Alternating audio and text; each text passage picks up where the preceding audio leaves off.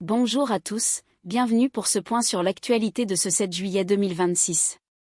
Nous abordons aujourd'hui des sujets qui impactent directement le quotidien des Français, une canicule intense avec des conséquences sanitaires et économiques, les débats au Parlement sur une motion de censure et des amendements controversés, la sécurité intérieure avec des affaires criminelles et des cyberattaques d'ampleur, et enfin les enjeux de souveraineté nationale face aux défis environnementaux et sécuritaires mondiaux.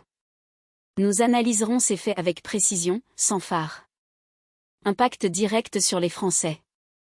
La situation météorologique actuelle place le sud de la France sous une forte pression, avec jusqu'à 40 degrés Celsius attendus cette semaine. Cette chaleur n'est pas sans conséquences. La canicule de fin juin a déjà causé 2025 décès supplémentaires en France, ce qui représente une augmentation de 30% en une seule semaine. Ce chiffre souligne la vulnérabilité de la population face à de tels phénomènes. Actuellement, 7 départements du Sud sont en vigilance orange caniculée, signe des risques associés, 7 autres sont en alerte rouge feu ce 5 juillet. Un incendie dans les Pyrénées-Orientales a déjà parcouru 930 hectares, mobilisant 580 pompiers et entraînant l'évacuation de 70 personnes. Ces événements climatiques extrêmes pèsent directement sur la sécurité civile et la santé publique. Au-delà des phénomènes climatiques, d'autres facteurs viennent alourdir le poids sur le budget et l'avenir des Français. Les dépenses de santé sont en augmentation constante, et les dépassements d'honoraires médicaux, par exemple, pourraient atteindre 10 milliards d'euros en 2040, soit le double du montant estimé pour 2025. Cela représente une charge financière additionnelle et croissante pour les ménages. L'économie, elle aussi, est sous tension. Une entreprise sur deux n'a pas connu de période pérenne de stabilité depuis 10 ans, et 65% des entreprises interrogées suspendent actuellement des projets de développement.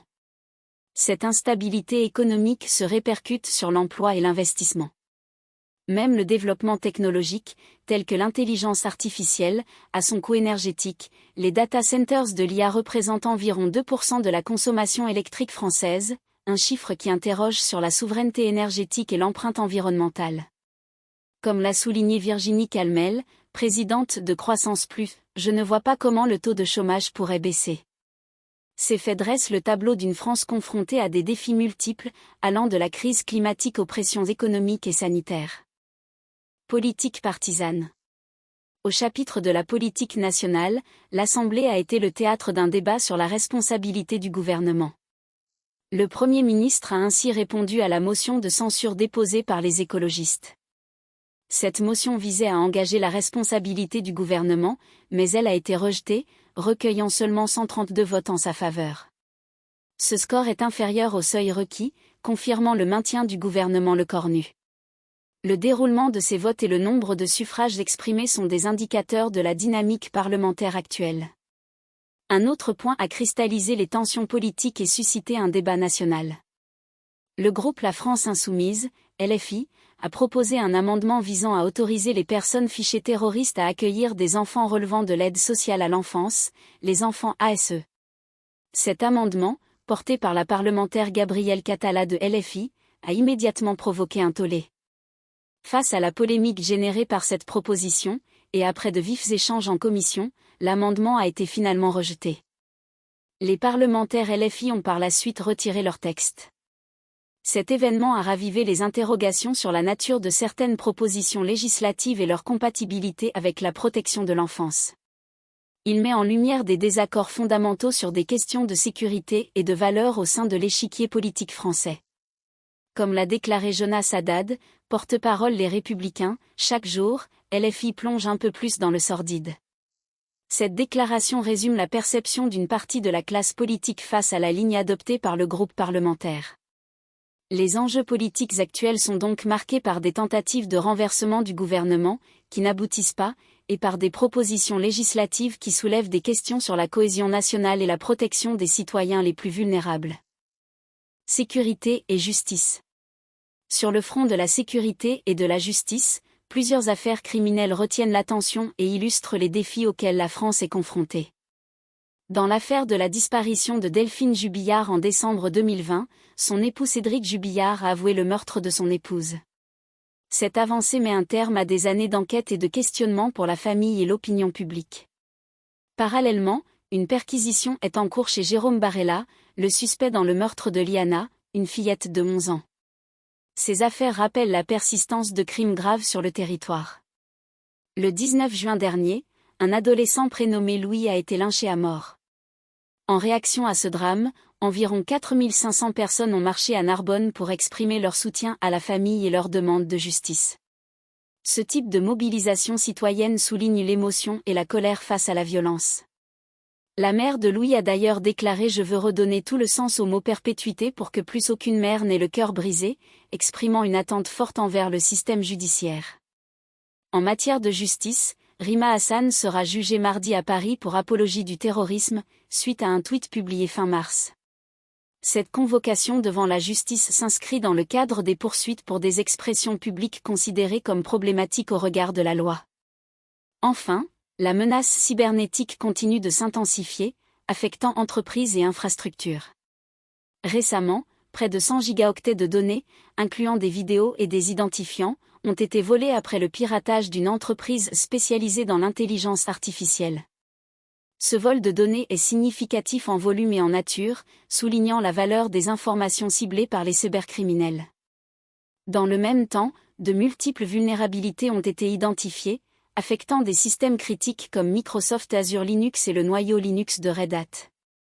Ces failles de sécurité représentent un risque constant pour la souveraineté numérique du pays et la protection des informations sensibles, qu'elles soient d'ordre privé ou étatique. La lutte contre la cybercriminalité et la sécurisation des infrastructures numériques demeurent des priorités majeures pour la protection des Français et de leurs données. Souveraineté. Les questions de souveraineté nationale sont au cœur des préoccupations, touchant à la capacité de la France à défendre ses intérêts et à maîtriser son destin dans un environnement mondial en évolution. La défense et la sécurité sont intrinsèquement liées aux enjeux climatiques et environnementaux. Un rapport sur les changements environnementaux et les enjeux de défense a été publié le 24 juin, mettant en lumière l'impact direct du climat sur la stratégie de défense. Les commissions de la défense et du développement durable ont conjointement autorisé la publication de ce rapport, soulignant la reconnaissance transpartisane de l'importance de ce sujet. La préparation de l'avenir de notre défense passe aussi par des décisions budgétaires. La Commission de la Défense a d'ores et déjà nommé ses rapporteurs pour le projet de loi de finances 2027, une étape cruciale pour garantir les moyens nécessaires aux forces armées françaises. Ces travaux sont essentiels pour maintenir une armée capable d'intervenir et de protéger les intérêts français. Parallèlement, la Direction du renseignement et de la protection, la DPR, a publié son rapport annuel 2025 le 27 avril. Ce rapport détaille notamment la lutte contre le narcotrafic, un fléau qui mine les fondements de la société et dont les réseaux représentent une menace directe pour la sécurité intérieure et extérieure de la France. Le rapport du renseignement formule également 10 nouvelles recommandations pour les défis mondiaux. Ces recommandations visent à anticiper et à préparer la France aux mutations géopolitiques, technologiques et environnementales. Elles dessinent les lignes directrices pour une adaptation constante des stratégies nationales afin de préserver et de renforcer la souveraineté de la France face aux menaces extérieures et aux défis internes. L'ensemble de ces initiatives témoigne d'une volonté de protéger et de renforcer le pays, de ses frontières physiques à sa résilience face aux influences extérieures. En résumé, l'actualité de ce 7 juillet est marquée par l'impact direct d'une canicule avec des décès supplémentaires et des incendies, ainsi que par une pression économique et sanitaire croissante sur les ménages. Le paysage politique a été agité par le rejet d'une motion de censure et la controverse autour d'un amendement LFI concernant la protection de l'enfance.